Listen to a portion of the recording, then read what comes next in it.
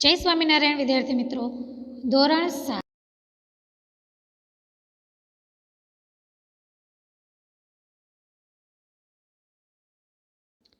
મિત્રો પ્રજનન એટલે શું આપણે જોયું. પ્રજનન એટલે એક જીવમાંથી બીજો જીવ ઉત્પન્ન કરવો, તેને પ્રજનન કહેવામાં આવે છે. આપણે ધોરણ 6માં પણ આનો અભ્યાસ કર્યો કે પોતાના જેવો જ નવો સજીવ ઉત્પન્ન કરવો તે દરેક સજીવનું લક્ષણ છે. દરેક સજીવનું લક્ષણ છે. કોઈ નિર્જીવ વસ્તુ હોય તો શું એક બેન્ચ છે તો એની જેવી બીજી બેન્ચ ઉત્પન્ન થાય છે? તો કે નહીં, કારણ કે નિર્જીવ છે. તો મિત્રો પ્રજનન એટલે પોતાના જેવો જ નવો સજીવ ઉત્પન્ન કરવો, એને પ્રજનન કહેવામાં આવે છે અને સજીવનું લક્ષણ પણ છે. તમે મેં કીધું ને કે અગાઉ ધોરણ 6માં અભ્યાસ કર્યો છે કે પિતૃમાંથી નવો સજીવ ઉત્પન્ન થવાની ક્રિયાને પ્રજનન કહે છે. પરંતુ વનસ્પતિ કેવી રીતે પ્રજનન કરે છે? મનુષ્યનું પ્રજનન આપણે સમજીએ, પરંતુ વનસ્પતિ તમે જુઓ છો કે વનસ્પતિ પણ એના જેવો જ સજીવ એટલે કે એના જેવી જ નાની વનસ્પતિ ઉત્પન્ન કરે છે. તો એ કઈ રીતે કરે છે? તો પ્રજનનના જુદા જુદા પ્રકાર છે જેનો આપણે આજે અભ્યાસ કરીશું. તો પહેલું છે 12.1 પ્રજનનના પ્રકારો. તો વિદ્યાર્થી મિત્રો, તમે ધોરણ 6માં પુષ્પના વિવિધ ભાગોને ધોરણ 6માં આપણે જોયું કે પુષ્પના વિવિધ ભાગોનો અભ્યાસ કરેલ છે, જેમાં પુંકેસર, પરાગરસ, પરાગનયન, આ તમામ બાબત આપણે સમજી ગયા હતા. આપણે એક જાસૂદના પુષ્પને લઈને પણ સમજ્યા હતા. દરેક મિત્રો ક્લાસરૂમમાં જ આપણે પ્રવૃત્તિ કરી હતી. સ્ત્રીકેસર, અંડક કોને કહેવાય,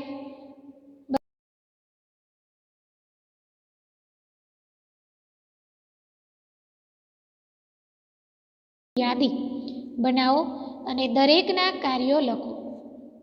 મોટાભાગની વનસ્પતિ જેમ કે મૂળ, પ્રકાંડ અને પર્ણ ધરાવે છે, તેઓને વાસ્તવિક અંગો કહેવામાં આવે છે. મૂળ, પ્રકાંડ અને પર્ણ ધરાવે છે, તેઓને વાસ્તવિક અંગો કહેવામાં આવે છે. ચોક્કસ સમયગાળાની વૃદ્ધિ પછી વનસ્પતિમાં પુષ્પ જોવા મળે છે. તમે નિહાળ્યું હશે કે આંબાને વસંત ઋતુમાં પુષ્પો આવે છે. આ એ જ પુષ્પો છે જેમાંથી કેરીનું નિર્માણ થાય છે. જે આપણે ઉનાળામાં કેરીનું જે નિર્માણ થાય છે ને, જે આપણે ઉનાળામાં કેરી તમે ખાઓ છો, બરાબર ને? કેરી આપણે ઉનાળામાં માણીએ છીએ અને એ ફળ ખાઈએ છીએ અને આપણે બીજને ફેંકી દઈએ છીએ, એટલે કે તમે એને ગોટલો કહો છો, આઈ થિંક. એને આપણે ફેંકી દઈએ છીએ. આ બીજ અંકુરણ પામીને નવા છોડનું સર્જન કરે છે. જ્યારે તમે એને ફેંકી દો છો એના પછી ત્યારબાદ ચોમાસું આવે છે અને એના ઉપર ધૂળ ચોંટી જાય છે, ત્યારબાદ એના ઉપર પાણી પડે છે, સૂર્યપ્રકાશ મળે છે અને જમીનની અંદર આપણે બીજનું અંકુરણ થાય છે અને એક નવી જ વનસ્પતિ તૈયાર થાય છે. તો આ શું છે? તો કે વનસ્પતિ પ્રજનન છે. અને આ પ્રાજનનિક જે પ્રજનન કરતા અંગો કહેવામાં આવે છે. વનસ્પતિ વિવિધ રીતે તેમના બાળ છોડ ઉત્પન્ન કરે છે. તેને મુખ્ય 2 રીતે વહેંચાયેલી છે: અલિંગી પ્રજનન અને લિંગી પ્રજનન. અલિંગી પ્રજનન કોને કહેવામાં આવે છે અને લિંગી પ્રજનન એટલે શું? તો કે અલિંગી પ્રજનનમાં વનસ્પતિ બીજ વિના નવો છોડ ઉત્પન્ન કરે છે. અલિંગી પ્રજનનમાં વનસ્પતિ બીજ વિના જ નવો છોડ ઉત્પન્ન કરે છે. ખાસ યાદ રાખવાનું છે, અલિંગી પ્રજનન એટલે શું? તો કે બીજ વિના જ નવો છોડ ઉત્પન્ન કરે છે. અને લિંગી પ્રજનન એટલે નવો છોડ બીજ દ્વારા બને છે. હવે તમે જુઓ છો કે ગુલાબનો છોડ છે મિત્રો, એ શું છે? એનું તો કોઈ બીજ નથી, તો એ અલિંગી પ્રજનન છે. અલિંગી પ્રજનનમાં નવા છોડ બીજમાંથી મેળવાતા નથી. આ એક પ્રકારનું અલિંગી પ્રજનન છે. વાનસ્પતિક પ્રજનન છે ને એક પ્રકારનું અલિંગી પ્રજનન છે, જેમાં નવો છોડ એ મૂળ, પ્રકાંડ, પર્ણ અને કલિકામાંથી ઉત્પન્ન થાય છે. ગુલાબની જે કોઈ ચંપાની ડાળીને ગોઠવો, ગુલાબ છે, ચંપો છે, એને શું કરો છો તો કે કલમ કહેવાય. તમે ત્રાસી કાપી દો છો અને પછી વાવી દો છો તો એ ઉગી જાય છે. આ શું છે તો એ અલિંગી પ્રજનન છે. અહીં પ્રજનન એ વનસ્પતિના ભાગો દ્વારા થતું હોવાથી તેને વાનસ્પતિક પ્રજનન પણ કહે છે.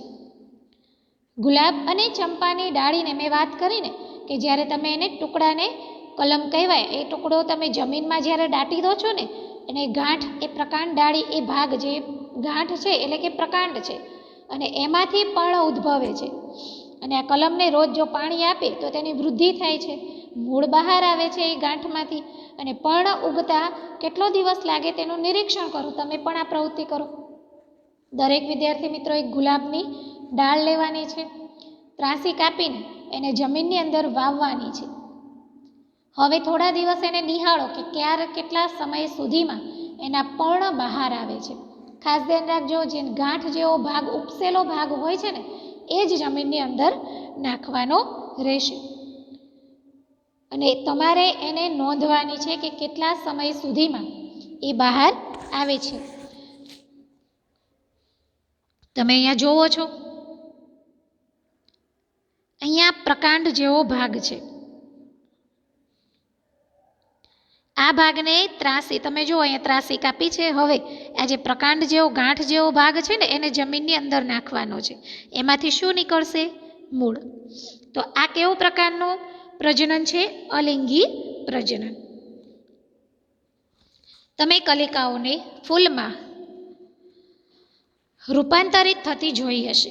પુષ્પકલિકા ઉપરાંત કક્ષમાં કલિકાઓ જોવા મળે છે. અને આપણે આ ફૂલનો સરસ મજાનો ધોરણ 6માં પણ અભ્યાસ કર્યો હતો. હવે અહીંયા બીજી પ્રવૃત્તિ આપી છે મિત્રો, તો બીજી આપણે એક પ્રવૃત્તિ જોઈએ. એક તાજું બટાકું લેવાનું છે, તેના પર ડાઘા, ચાઠા, બિલોરી કાચની મદદથી નિહાળો. તમે એમાં કલિકાઓ જોવા મળશે. આ જે ચાઠા દેખાય ને એને આપણે આંખ કહીએ છીએ. તમે આવું એક બટાકું જોયું હશે. તો આ શું છે? તો એક જાતનું પ્રજનન છે. જ્યારે આ આંખને તમે કાપીને, ઘરે દરેક મિત્રોએ પ્રયત્નો કરવાનો છે. ધોરણ 7માં જે અત્યારે તમે આવ્યા છો એના આગળનો જે ક્લાસ હતો એમણે પણ આ ઘરે પ્રયત્ન કર્યો હતો, તમારે પણ કરવાનો છે. દરેક વિદ્યાર્થી મિત્ર એક બટાકું લેવાનું છે.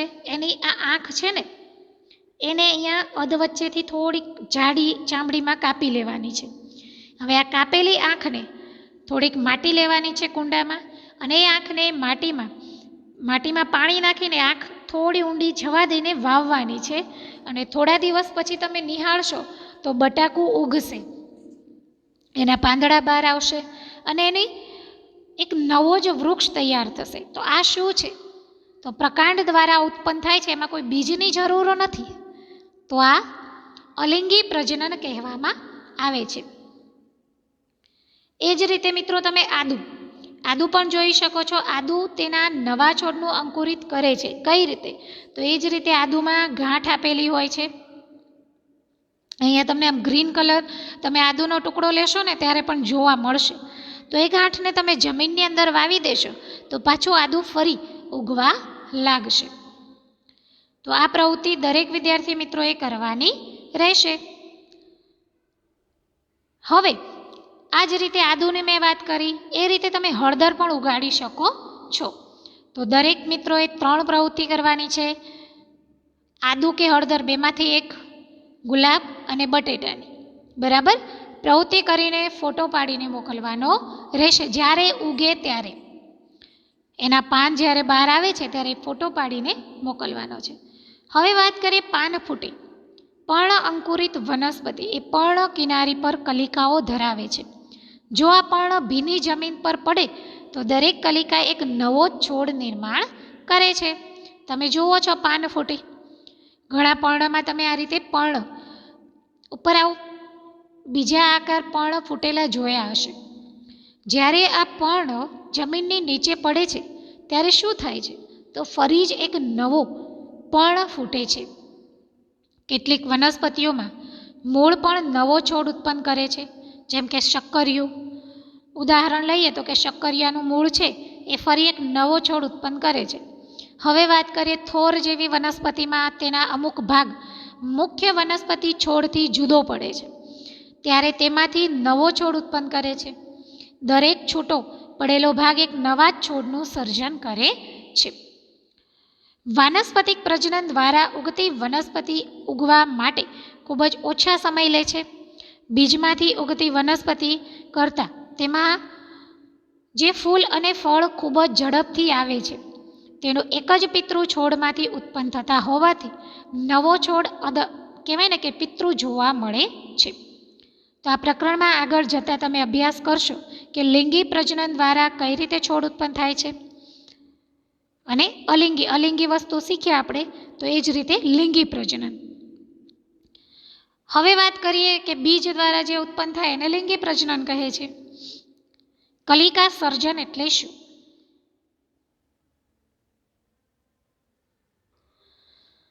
તો મિત્રો અભ્યાસ કરે કલિકા સર્જન. અલિંગી પ્રજનનમાં જોઈએ હવે કલિકા સર્જન. તો તમે અગાઉ જે અભ્યાસ કરી ગયા છો કે ઈષ્ટ જેવા નાના સજીવો માત્ર સૂક્ષ્મદર્શક યંત્ર જ જોઈ શકાય છે. ઈષ્ટ જેવા નાના સજીવને આપણે સૂક્ષ્મદર્શક યંત્ર વડે જોઈ શકીએ છીએ. તો તેઓને જો પૂરતા પ્રમાણમાં પોષક તત્વો આપવામાં આવે તો તેઓ વૃદ્ધિ પામે છે અને અમુક કલાક બહુ ગુણી વધી જાય છે. તમે જોયું કે ભાઈ ફૂગ છે એ થોડાક સમયમાં તો ઘણી વધી જાય છે. તો આ શું છે? તો એ પ્રજનન કરે છે. ઈસ્ટ કેક કે ઈસ્ટ પાવડર બેકરી કે દવાની દુકાનેથી લો, તેને ચપટી ઈસ્ટ લો અને તેની પાણી ભરેલા વાસણમાં મૂકો. તેમાં 1 ચમચી ખાંડ લો અને તેમાં આપણે ફરી એક પ્રવૃત્તિ કરવાની છે. હું જેમ સમજાવું છું એ જ રીતે ચમચીથી તેને હલાવવાની છે ખાંડ લઈને, અને તેને ઓરડાની હૂંફાળી જગ્યાએ મૂકવાની છે. ત્યારબાદ કાચની સ્લાઇડ ઉપર, તો મિત્રો આ વસ્તુ હું તમને એક વિડીયો મોકલીશ, એના દ્વારા સમજવાનું છે કે ઈસ્ટમાં કલિકા સર્જન કઈ રીતે થાય છે, કેટલી ઝડપી વધે છે. અને તેના આધારે જો ન સમજાય તો હું તમને કહું કે તમે એક રોટલીનો ટુકડો લેવાનો છે, એને થોડો ભીનો કરી દેવાનો અને એને એક ફીટ બોક્સમાં ભરીને 1 દિવસ સુધી એક આમ હૂંફાળી ગરમ જગ્યા હોય ને ત્યાં મૂકી દેવાનું. અને બીજા કે ત્રીજા દિવસે તમે જોશો ને તો એના ઉપર ફૂગ લાગી જાય છે. તો આ કલિકા સર્જનનું જ એક ઉદાહરણ છે. તો આ રીતે આપણે કલિકા સર્જનને સમજી શકીએ છીએ. હવે વાત કરીએ અવખંડન. અવખંડન એટલે શું? તો તમે તળાવમાં અથવા સ્થિર પાણીમાં લીલા ચીકણો જથ્થો જોયો હશે, તેને લીલ કહેવામાં આવે છે. જ્યારે પાણી અને પૂરતા પોષક તત્વો મળી રહે ત્યારે લીલ ઉગે છે. દરેક વિદ્યાર્થી મિત્રોએ લીલ જોઈ હશે, તમે ટાંકામાં પણ જોઈ હશે, તમે કપડાં ધોતા હોય એ ચોકડીમાં પણ લીલ જોવા મળે છે. તો આ શું છે? તો એ અવખંડનનું ઉદાહરણ છે.